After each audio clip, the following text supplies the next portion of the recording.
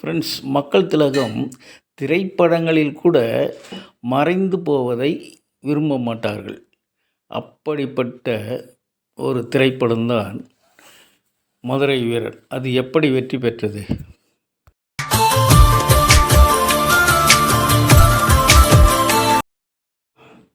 மதுரை வீரன் திரைப்படத்தில் மதுரை வீரனாக மக்கள் திலகம் வசிப்பார். அவருடைய தாய் தந்தையராக டி.ஆர். மதுரமும் என்.எஸ். கிருஷ்ணன் இருப்பார்கள். இளவரசி பானுமதி. அவர் கன்னிமாடத்தில் இருப்பார்.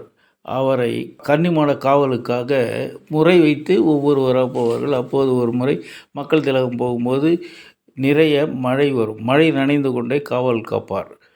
அதனால் பானுமதி அவர் பால் ஈர்க்கப்பட்டு அவர் உடல்நிலை சரியில்லாமல் இருக்கும்போது இருப்பதை கேள்விப்பட்டு, மழையில் நனைந்தால் என்ன ஆகும், ஜுரம் வரும் இல்லையா, அதனால் கேள்விப்பட்டு டி.எம். மதுரம் வீட்டை விசாரித்து கொண்டு சொல்வார்கள். அங்கே டி.எம். மதுரம் கிட்டே சொல்வார், அவர் எப்படி இருக்கிறார் அத்தை என்று வினவுவார். உடன் இருக்கும் என்.எஸ். கிருஷ்ணன் சும்மா இருப்பாரா? அத்தை, நீ செத்த, நாளைக்கு மன்னருக்கு தெரிய போகுது, நம்ம தலை வெளியே உருளப்போகுது அப்படின்னு சொல்லுவார். இந்த காட்சி சிறப்பாக இருக்கும். அடுத்து வெள்ளையம்மா நாட்டிய அழகி, பேரழகி. இவர் பத்மினி, அந்த அரண்மனையின் ஆடல் அழகி. இவர் ஒரு முறை திருடர்களை வேட்டையாடுவதற்காக பிடிப்பதற்காக செல்லும்போது ஆடல் அழகி வெள்ளையம்மா பத்மினி வீட்டில் தங்கிவிடுவார். அங்கே நீண்ட நேரம் ஆகி காலையில்தான் அவர் வெளியே வருவார். அப்போது அவருடைய கங்கணம் அங்கே விட்டு சென்று விடுவார். இதனால் பத்மினிக்கும் அவர் மேல் ஒரு ஈடுபாடு ஏற்படும். இவர்கள் இருவரையும் அவர் எப்படி திருமணம் செய்து கொள்கிறாரா இல்லையா என்பதை மக்கள் திலகத்தின் மதுரை வீரன் திரைப்படம் சொல்லும். அந்த நாட்டின் மன்னர் மக்கள் திலகத்தை குற்றவாளி என்று தீர்மானித்து மாறுகை மாறுகால் வாங்கும்படி ஆணை பிறப்பித்து விடுவார்.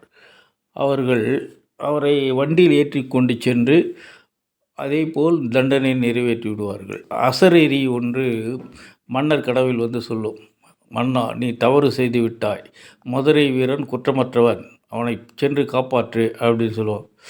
இவர் அங்கேருந்து வந்து இவருங்க காப்பாற்றக்குள்ளே இவங்க தண்டனை நிறைவேற்றப்பட்டு இருக்கும். அப்போது வெள்ளையம்மாவும் பொம்மியும் அவரை சுற்றி வந்து இறந்தவரின் உடலைக்கு இருபுறமும் அமர்ந்து அழுது கொண்டிருப்பார்கள். சிறிது நேரம் கழித்து மூவரும் அவர்கள் அப்படியே தெய்வமாக மாறி மறைந்து விடுவார்கள். அப்படியே சிலைகளாகவும் இருக்கும்போது மலர்கள் அவர்கள் மீது தூவும். அசரீரி ஒலிக்கும் மதுரை வீரன் வாழ்க அப்படின்னு வரும். இன்றும் மதுரை வீரனை குலதெய்வமாக வழிபடும் மக்களும் உள்ளனர். குலதெய்வம் மதுரை வீரனை வழிபடும் மக்களும் இருக்கிறார்கள். மருதையான் என்றும் அதை மருவி வழிபடும் மக்களும் இருக்கிறார்கள். ஃப்ரெண்ட்ஸ், இந்த வீடியோ பிடிச்சிருந்தால் லைக் பண்ணுங்கள், சப்ஸ்கிரைப் பண்ணுங்கள், ஷேர் பண்ணுங்கள். தேங்க்யூ. நம் நாவிற்கு அவ்வளோ சக்தியா? அடுத்து வருவது